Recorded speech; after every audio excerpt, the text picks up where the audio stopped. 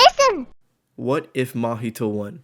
So we're gonna have to bring it back to the beginning of the Shibuya arc, where Mahito and the rest of the disaster curses were in the subway talking. Dagon was drinking all the humans in the subway, and it seems like Mahito could have had the rest, but let Dagon eat/drink the rest of them. So let's give Mahito the rest of those humans for the fight with Todo and Yuji. Let's just say Mahito was greedy and ate all those humans. Shown from Dagon throwing up all the humans, that's about 150 to 500 dead humans. So we'll average it around maybe 300. Okay, so let's get started with Mahito meeting Yuji again for the first time in the subway. So the fight starts off after Nanami's death, and then they begin both to charge each other to fight. While Yuji begins to go all out after seeing his mentor die, Mahito at this point is still not going all out, wanting Yuji to experience every negative emotion possible. At this point, they're about relative, but giving Mahito the edge here because he wasn't really that serious. You do have to remember Mahito was split during this as well. Not saying that was a catalyst for Mahito to win, but he could have used the clone or the rest of his body to fight Yuji with. So we have to pretend his clone never left him or was around. That'll mean Nobara wouldn't have been led to Yuji and died by Mahito's hands, as well as Nobara not landing a critical hit on Mahito as well. Yuji is going against two Mahitos at this point and is struggling to keep up. This would have not allowed Yuji to get a perfect combo. As we saw, Nobara's critical hit was a catalyst to Yuji using that combo. Unfortunately, I see Yuji getting jumped here like he was Mahito from season 1. I'll be nice and say Yuji is able to manage to take out Mahito's clone, but that's it. Now let's get to Todo's introduction. Honestly, I want to be fair and say Nobara did meet up with Todo and went with him to find Yuji. While Todo and Nobara get there, they would see Yuji near death, and I honestly think that Sukuna would not heal him due to Arame already knowing Sukuna is alive and well, and would just go find another finger to transfer his soul to another body. Now let's get started with Nobara, Todo, and Yuji versus Mahito.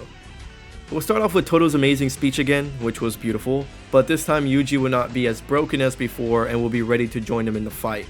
Unfortunately, he's way more heavily injured than we saw him before. He gets Ibuprofen Man to stop his bleeding, but that's it.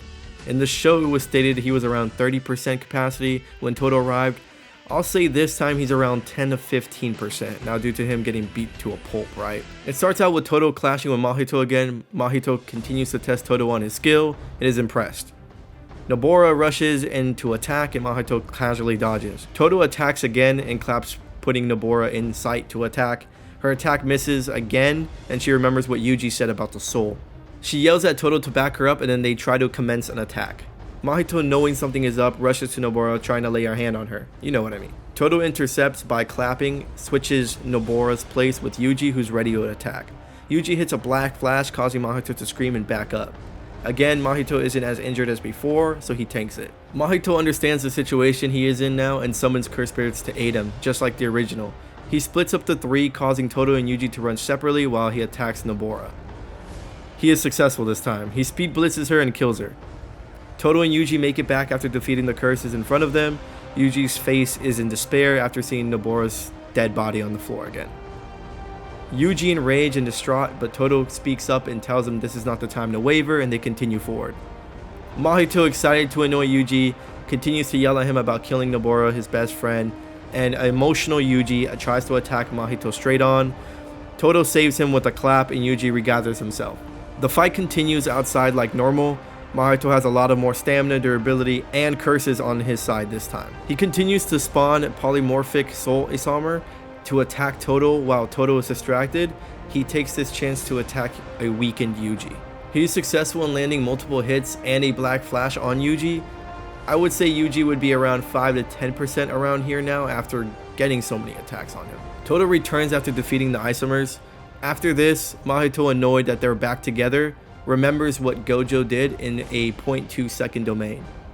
He begins to use a 0.2 second domain, and the same thing what happens in the animated manga happens here. Todo loses his arm, and Yuji isn't on time to stop Mahito's domain. As Mahito rushes to Todo, Todo switches place with Yuji, and Yuji lands another black flash, sending Mahito back. Angered, Mahito begins to transform into his full state. The fight goes on the same way. Yuji's a lot slower and his attacks aren't as powerful.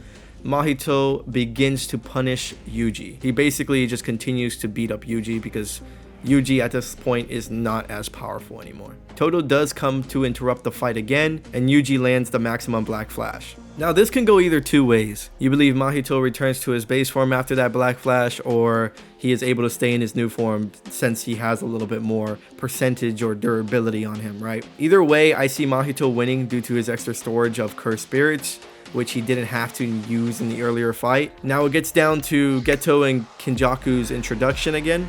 So I feel like once he gets here, Mahito will be alive and Yuji will be near death again. Now the question is if Kenjaku can still absorb Mahito at a stronger state or if he needs to be weakened.